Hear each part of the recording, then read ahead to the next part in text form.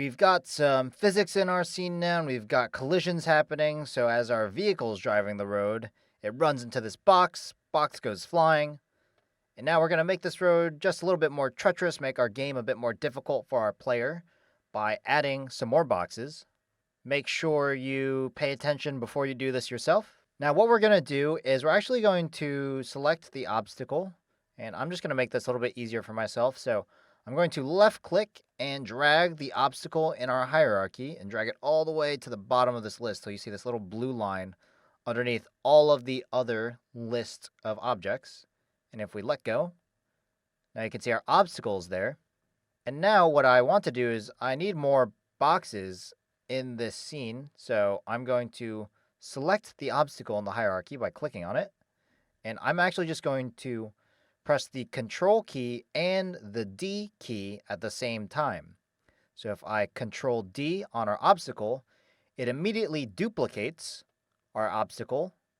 And now we have another. And you can see if I hover my mouse over the scene and I press F to focus, it's directly on top of the other box. So that's not what we want. But we'll just move this one a little bit farther back. We'll try and get it to around 50 or so. I'm just going to estimate. Yeah, around there is good. 50.1, almost had it. Now we have a second obstacle, but we want to add more. So if I just keep duplicating and dragging, that'll take a long time. So I can actually do something to make this a bit faster. So if I select my first obstacle and I control click on my second obstacle, now if I Control D, it creates two more obstacles. And in fact, I can move these back even further, just about, let's call it like there. That's good.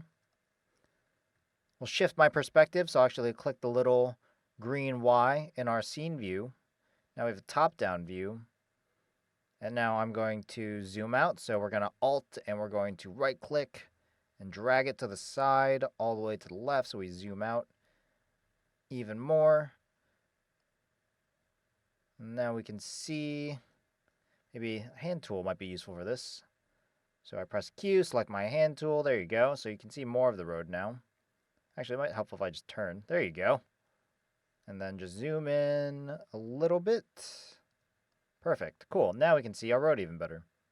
Really good opportunity to test out your movement skills and see if you can navigate your scene. So now we have our two boxes. Now we're going to make another set. So now I'll select my first obstacle. And in fact, if I just hover over the last obstacle, I press Shift and left click at the same time. Now all four are highlighted. Now if I Control D to duplicate, I have four more obstacles. Now if I select my move tool, I can move all four obstacles down the line, somewhere like there. Cool. You can see this last obstacle, obstacle 7, is a little bit off the road, so we'll just delete that. So I'm just actually going to press the delete key on my keyboard, and it deletes it from the scene. So now we'll save really quick, and when I press play, you can see the vehicle drives, hits one of the boxes, 2, 3, 4, all the way down. You can see them tumbling down in the game view. So, up there the vehicle goes straight down. Oh no, can we catch it? No, it's gone forever. Well, we know the physics works now, so that's great. And we hit all the obstacles, and we've made even more, so we've made things just a bit more difficult. So, what you're going to do is you're going to take your first obstacle, you're going to use Control D to duplicate it, move it down the road, just using the Z-axis, this blue arrow on your move tool. And then you can actually select your first obstacle and Control click on your second obstacle. And then when you Control D, it'll actually duplicate two more obstacles. So then you can move those down the line. And then you can actually just select your first obstacle and then Shift click on the latest obstacle you made to select all four obstacles, and you can drag those all the way down the line. And then you can test your game out. Now it's your turn.